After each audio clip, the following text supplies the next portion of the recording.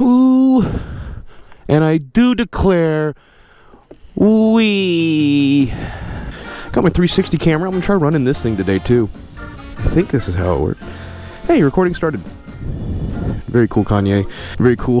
This is what all the cool kids do. They have to run multiple forms of cameras and do all sorts of different content. YouTube is fucking crazy nowadays. One Last Breath by Creed. Sign me up. Look at this big dumb truck too. It's so nice to have it at home in the driveway instead of at some people's shop for 6 months doing nothing. I need to switch the pockets for sure. And I'm down to one last breath. Hold me now. I'm 6 feet from the edge and I'm thinking maybe 6 feet ain't so far down. Yo, what is going on, you YouTube sluts? I'm trying out some new shit today. I'm gonna have to synchronize this audio, but you guys don't give a fuck about that. You guys just want your precious free little content. You want your free content, don't you? Little content boys. I told myself that I was gonna get out and do as many moto vlogs this year as I could, and that kind of pairs with today's topic, you little bitches. Let's go get lost today. Tesla's going a little quick, a little fasty boy. Listen, guys, this. As much as I don't want to jinx myself by saying this shit, but this is my year. I can feel it. We're gonna make Do It With Dan great again. What do I mean by that, you say? Well, man, I've been doing this for 10 years now. This is my 10th year doing this. Officially been 10 years as of January 1st, right? That's when I essentially started posting YouTube videos. I don't want to go this way. Is that an S2000? My dude, that's an S2000. And that's a Datsun. That's a 240Z, 280Z. Damn, just stumbled across that shit. Dude knows what he likes, right? Ooh, shit, slippery. I forget that I don't like going this way. But yeah, man, my channel's been rough, right? For the past couple of years, the channel's been kind of rough. It's full, I mean, like, I feel like the content is still good. That's my opinion. You guys can debate amongst yourselves, but I feel like the content has been good. It's just that the views are down, the subscribers are down, the following's down, for a lot of reasons. This is gonna be pretty self-realized, right? I think there's a couple of things that I can attribute to it. Two projects in particular, I think, were the big kickers.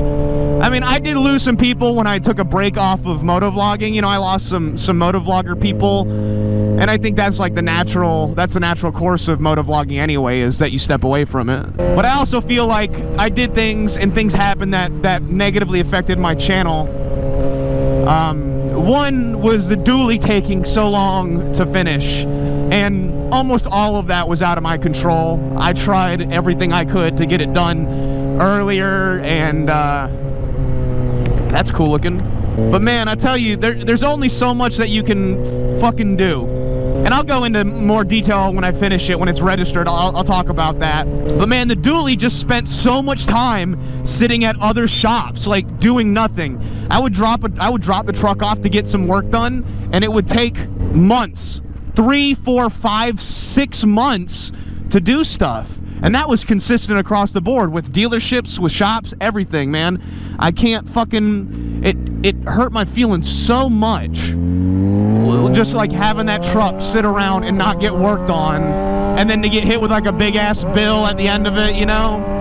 That happened so many times with so many different shops, I can't even count. And then, you know, the ambulance bill, that was also, like, that whole thing was out of my control. I was at the hands of someone who just couldn't prioritize things correctly, and it fucking, I think whatever patience that people had with me with the dually taking so long was lost when I had to drop the ambulance. And I did all the work on that thing for free. I didn't charge a dime for any of the labor I did. I got parts hooked up for that thing. Basically, I even bought stuff for that thing. All that money out the fucking window. That fucking sucked. That on top of the dually taking so long, I think those are two major contributing factors to, like, I'll call it the death of the channel, you know? Like, we have a pretty strong following.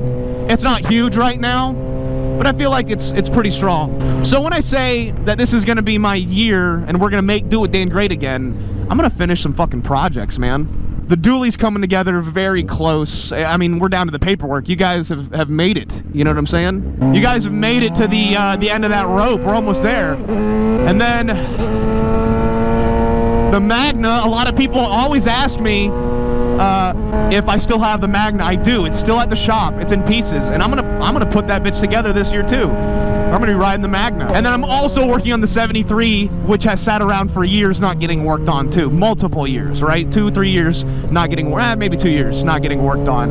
And I don't know if I'll have that done this year, but I definitely plan to make some serious headway on it, like you've already seen. And I'm not fucking around anymore, man. I'm not making any more promises, but I'm not fucking around either. I'm not letting people stand in my way. You know, I've cut a lot, if not all, of the negative people out of my life that held me back. Maybe not even held me back as much as just were directing my energy, wanted to direct my energy in the wrong way. And it's hard to say stuff like that because, like, I don't value myself more than anybody else. It's not like I have this crazy, I don't want to say ambition, but perspective of myself thinking that I'm greater than thee.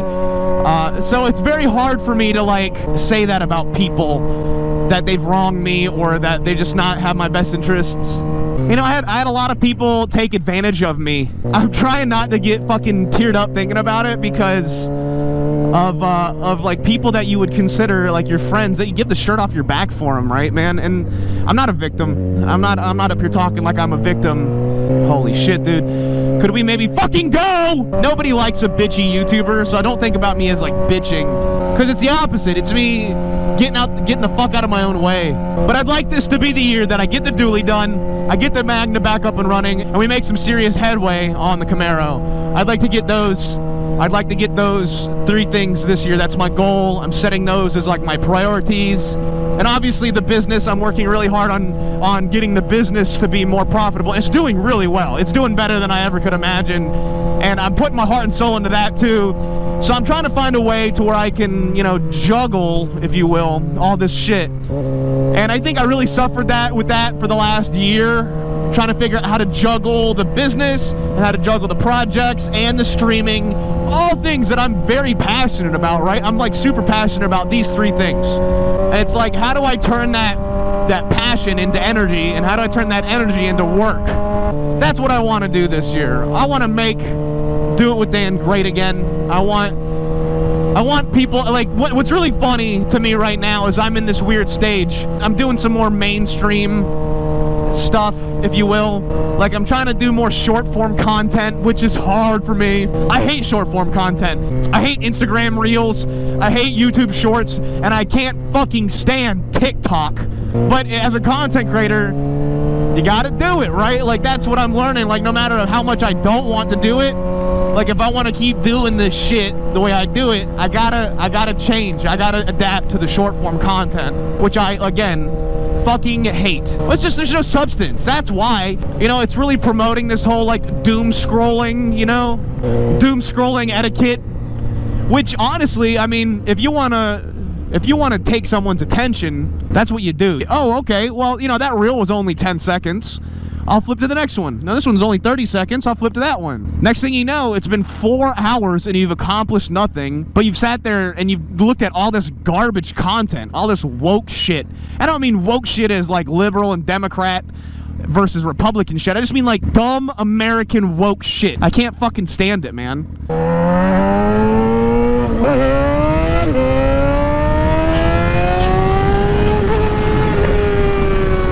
That was such a bad pull that I might not include that in the video. Jesus Christ, Dan, you know how to ride better than that. I've ridden more in the last like 3 months than I did in the last 3 years, I think. It's like the mini version of the Killdozer, the Injure Dozer, the Bruise Dozer. Hey, sidebar question. What do you guys think is worse? Podcast bros or OnlyFans bitches? I submit they're about as equally degrading to society. And when I say like podcast bros, I mean, you see in the clips of that one podcast where they're like sitting down and it's like just a bunch of dude Chad bros with like a bunch of prepared statistics and information, and they're like talking down to a bunch of like dumb OnlyFans bitches. In my opinion, the dumb OnlyFans bitches, And the podcast bros are on the same level on that concept. It's fucking annoying. Not everybody needs a podcast. You know, I don't find podcast a particularly entertaining form of entertainment. It's not my thing. But I still occasionally, like, I like Joe Rogan's podcast sometimes. He has some interesting people on there. I think he's got a lot of interests that I'm interested in too. So that's an easy one. But outside of that, like, really, I don't really listen to podcasts. Man, someone's smoking. I can smell it. I don't know how else to describe this, but it's like whenever I smell weed, it's like my lungs get horny. Like, I thought about doing my own podcast, but make it like an anti-podcast podcast. Like, instead of it being multiple people, just do like a solo rambling. Kind of like a moto vlog, except I guess this is kind of like a podcast. Welcome to my rolling podcast. You guys are all gay as hell.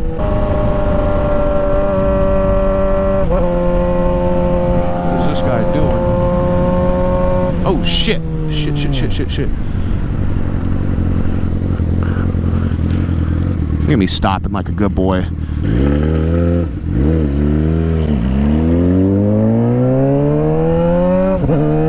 Like, speaking of podcasts, you know, I got a buddy, Matt, my buddy Matt Kim. You guys have probably seen, I was on his podcast, and he's one of the very few podcasts that I'm like, fuck yeah, right? Like, I like his podcast, I like him, I like his platform, and I like what he has to say. But he has, like, out of nowhere, blown up, right? Like, out of nowhere, and that is so fucking cool to watch your friend do that. Like, I've been rooting for him from day one. One of the reasons he invited me on was so that maybe I could, like, maybe that I would help.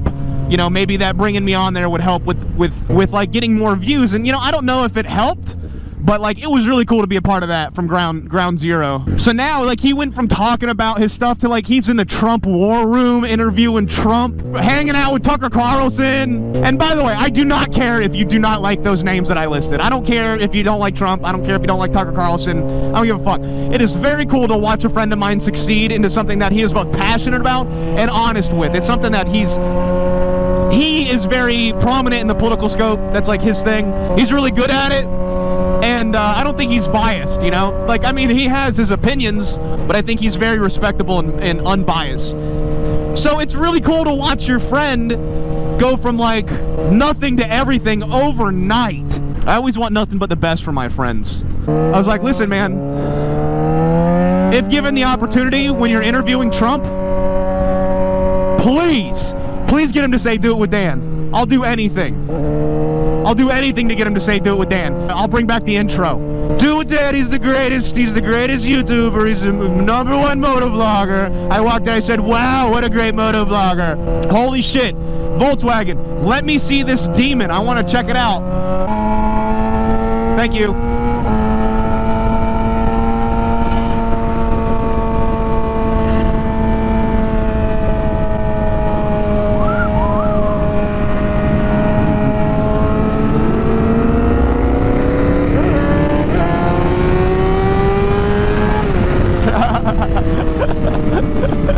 My dude, hell yeah, I didn't downshift. Oh man, that looks fucking sick nasty, bro. Dude. Oh, real nice. Now let me do something you can't. He's probably gonna be like, oh dude, I beat a 1000, I beat a Gixxer 1,000,000 today. I think a wide body Challenger Hellcat, all blacked out. It's right up there with what I would consider to be one of the best looking cars out there today. Can you imagine though, loading up a Do It With Dan YouTube video? I'll bring back the old intro. I'll bring it back. The only reason I ever got rid of the old intro is because they all got copyrighted, right? Like every single one of those videos that had the intro of the going down for real, the do-do-do-do-do, like all those videos, man, they went in and copyrighted them all. What's that the fuck's that over there? Holy shit.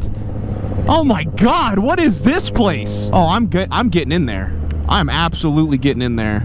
Oh shit. I'm on like a weird hill and I'm short. Why am I so short? I could really go for an updated patch there, God. You give me just a little couple inches.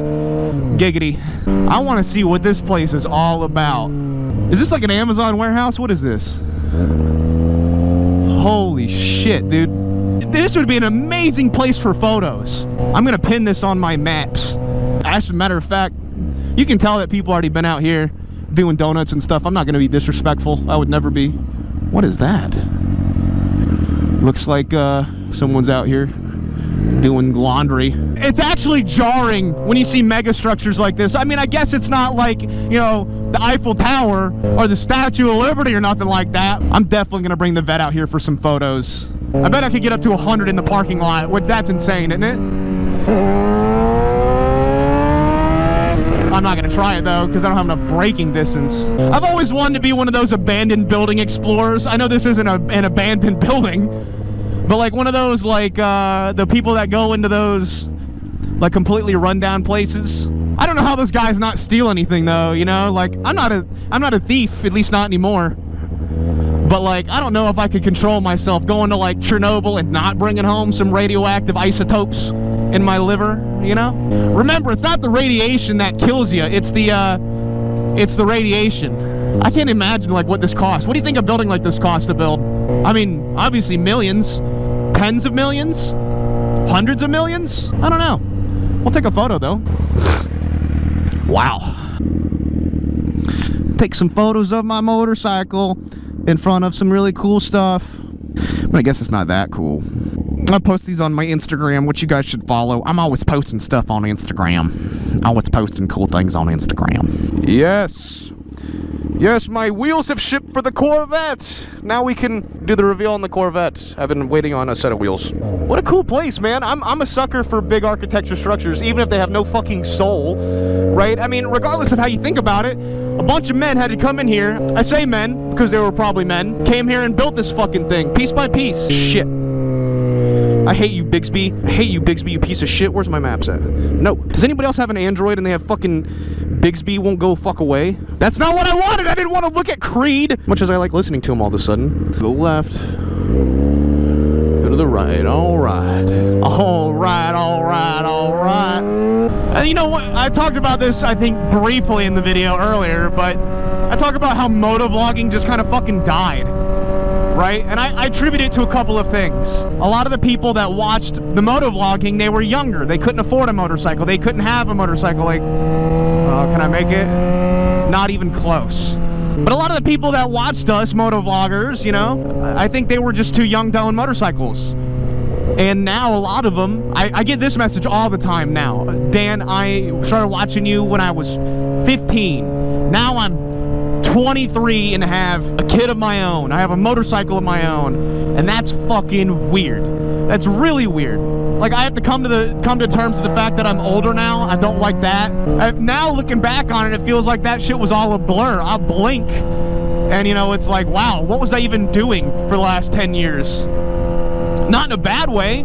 You know, it's just like, wow, that shit flies, man. But I think a lot of the people kind of just left YouTube to instead of watching it, they were living it. And like, that's awesome. That is so cool. And what's really nice now, and this is me being a little bit egotistical, is that I get messages now all the time. Or like, I'll post a comment on a video and I'll see like, oh my God, Do It With Dan, I watched your videos growing up. I haven't seen your videos in 5 years. And that's heartwarming and sad at the same time. It's like, I feel a little bit forgotten.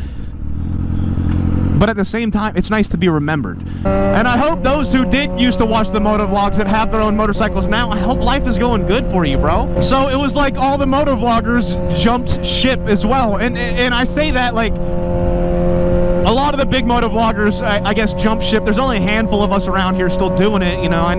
I think Walter is still posting YouTube videos. Jake is still posting YouTube videos. Chase on Two Wheels. It's been really nice working with him again.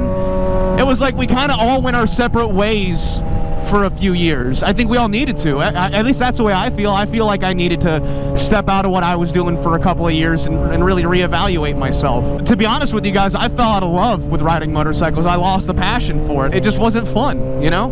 And like, obviously, you can't do this forever. I've been privileged enough to do it for 10 years is like my main thing. You know, YouTube up until like the last year or so has been my only real source of income, my number one.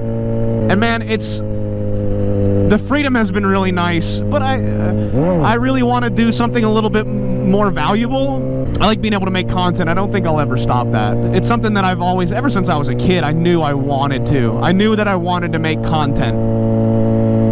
Is that really weird? Like, the first thing before I even started doing YouTube, I started out doing gaming stuff, which that's, like, if you want to be honest, my passion before motorcycles and cars was gaming. It's always been gaming. So, like, that's how I started out doing YouTube and doing special effects. I always liked doing, like, movie effects. I used to watch a channel back in the day called Freddie W., which I think is now Rocket Jump Studios, or something like similar to that. I think most people would probably know Corridor Digital rather than Rocket Jump at this point. But that's how I started, was like learning how to do special effects. Because there's two things that I've always wanted to do before YouTube, was make movies or stand-up comedy. I grew up watching stand-up comedy. I always thought that, like, the innate ability for someone to stand in front of a giant group of people with a microphone and just tell stories or make jokes, I've always thought that was, like, the coolest thing ever.